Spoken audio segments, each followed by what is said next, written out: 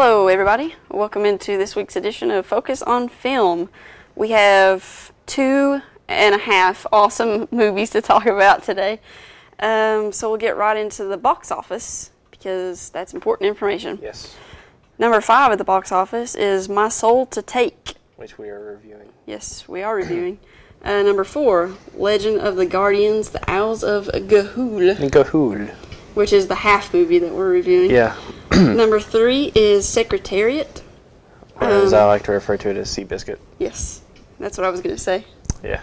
Or as Tyler refers to it as Seabiscuit. And number 2 is Life as We Know. I've misspelled nice typo there.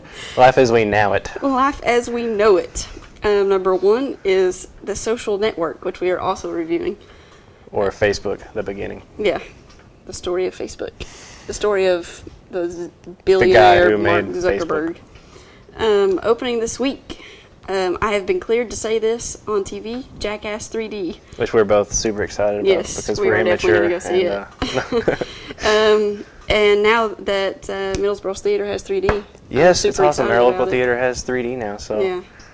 And so Red is also coming out, which I'm very really excited for this. If you don't know what that is, it's Bruce Willis, my mind just went blank, Morgan Freeman, and what's the lady's name? She played the Queen. I'm horrible with names. I couldn't tell you. But anyway, she's a great actress. Amazing. So they're all in it, and they're like retired CIA agents, and now the CIA is coming after them, so they got to get back in the game. Doing a lot of actions. Yeah, a lot of action. So, yeah, and Conviction, which I'm also excited about. I'm excited about every one of these. I have not heard of Conviction.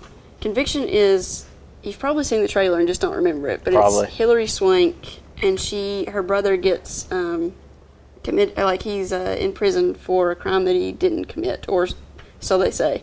And she goes back to law school. I haven't seen the trailer for this. She goes back to law school. Like, she's a single mother, and dedicates her life to getting her brother out of prison. Oh. So she becomes her own lawyer and everything. So is this based on a true story or no? I'm not sure about that. It sounds like it could be. It sounds like it could be, but I don't think it is. Okay. But and then Down Terrace. This is the only one that I hadn't heard about. It was made in UK and it's already been released over there for quite a while. It was made in 2009 and it's just now being released over here.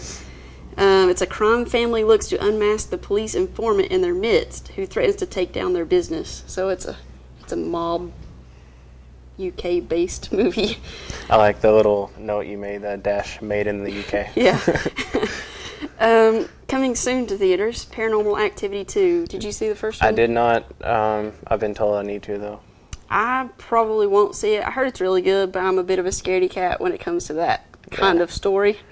So, yeah, I probably won't see it unless I see it with, a large number of people. Yeah. So, there won't be any blood, and then have them spend the night with me, yeah. So I don't get freaked out. The Company Men, I had not heard of this until I did my research earlier today, and I am really excited for it. Do you know what it is? I do not.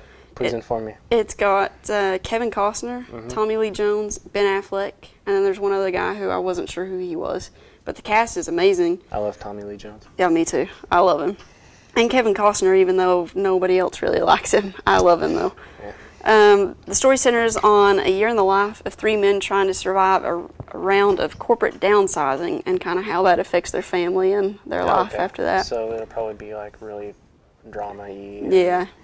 The story doesn't intrigue me as much as the cast does. I just think it's an amazing cast. Yeah, it'd be really interesting to see them play those characters. Yeah. Hereafter, it's directed by Clint Eastwood, stars Matt Damon. It's a drama centered on 3 people, a blue-collar American, a French journalist, and a London schoolboy who are all touched by death in different ways.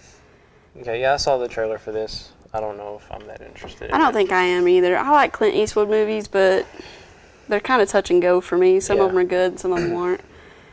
In Hell, I've got a description for this, but it's a couple goes to dangerous lengths to find a lung donor for their daughter, so that's going to be another one of those drama movies. Yeah.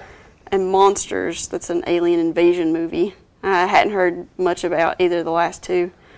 Is it Monsters or is it Aliens? The title is Monsters, but it says it's 6 years after Earth has suffered an alien invasion. So, so I'm guessing it's Monsters. But on DVD and Blu-ray this week, How to Train Your Dragon, which It's you awesome. reviewed. Go pick it up. So you recommend it. I definitely. Jonah Hex, which I heard is not good. I don't want to speak about it because I haven't seen it, so I won't tell you But we heard do or it's do not not good. go. But we did hear that it's not good. I Am Love, Leaves of Grass, which is an Edward Norton movie, which I don't think it did very well. I didn't hear much about it. I don't think it did. And Dollhouse Season 2, which I still haven't seen Dollhouse Season Yeah, 1, as some people know. I feel a little embarrassed because I went back to somebody who works here and I said, I'm confused. I thought Dollhouse only ran one season. Oh. So, yeah. Yeah. Not that it was a bad show, I just wasn't interested in it. So, I couldn't get into it, but so on to our reviews. We've got The Social Network, which I saw over the weekend and loved it. well, tell us a little bit about it. Okay. The director is David Fincher. The screenplay is by Aaron Sorkin, who also did The West Wing and Sports Night. He's a great writer. I love his stuff. He has a lot of, like, his is heavy dialogue. I mean, and I love dialogue-driven movies. Yeah. But when it's done really well. Right. And Social Network was done very well. It's also based on a book by Ben Mesrick. Stars Jesse Eisenberg and Justin Timberlake. Those were kind of the bigger names in there. It's by Columbia Pictures, rated PG-13 with with a runtime of 2 hours, which it did not feel. Yeah, you said it seemed like it went really fast. Like the credits started rolling, and I was like, "What? You know, it's just over already over." So was it just so good that you wanted, almost maybe you wanted more? Yeah, and I mean, it was a full story, so I mean, I got the beginning, middle, and end, so it wasn't like they left anything out really, but it was so interesting. Yeah. I really liked it. And I mean, it's not a movie for the kids because kids won't be entertained by it. I mean, it's kids don't like dialogue; they like people falling down and exactly. cartoons. So it's for the adults, but there's nothing bad in it really. Yeah. But they just won't be entertained, the kids. So yeah, I really loved it, and I would recommend it to anyone. It's very interesting how Facebook started, and this may not be 100% truthful. Yeah. But it's pretty close. They had to turn it up a little bit to make it more entertaining. Yeah. So, like, what's sort of like the mood of the whole film? Is it sort of just like tense, or? I know it's a drama. It's sort of like drama-ish, right? It's kind of tense. It goes back and forth between, the past and how he did it, and then it cuts in courtroom scenes constantly and the courtroom battle. Well, it's not courtroom. They're just in this little room with the lawyers and stuff, and then. Yeah. But yeah, it was interesting. So you want to talk about let's Legend of the Guardians? Let's talk about My Soul to Take first, and Okay. then I might get to that later. Okay. So we both went and saw this this week.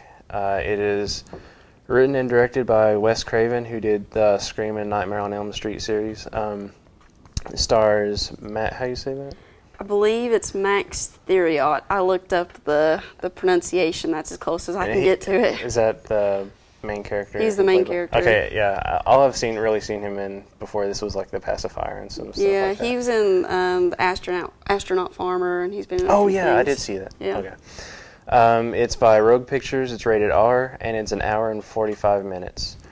So what the film is sort of about, it takes place in a town called Riverton. 16 years ago, there was a man known as the Riverton Ripper, and he committed a series of murders and then mysteriously disappeared. Some say he died, some say he got away.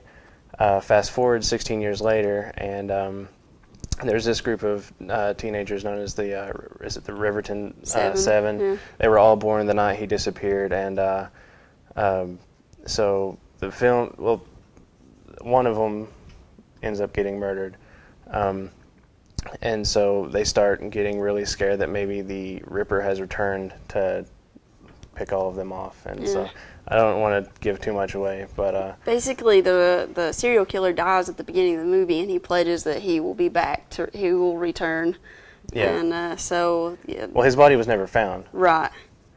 So yeah. We saw it in 3D. Did you like it? When I saw the trailer for this, I was very excited. I thought, it looked sort of like the teen slasher film sort of genre, but I thought it almost looked fresh. Like, I thought maybe this film might revitalize that sort of series, because it's kind of died away in the last few years. And it looked like it was going to be really well done, and I was really excited for it. And I was just really disappointed. Like it's firstly, it's not really what I expected. I got fooled by the trailer. It made it look a lot better than I thought it was going to be. I thought it might be more of a straightforward horror film, but it really wasn't.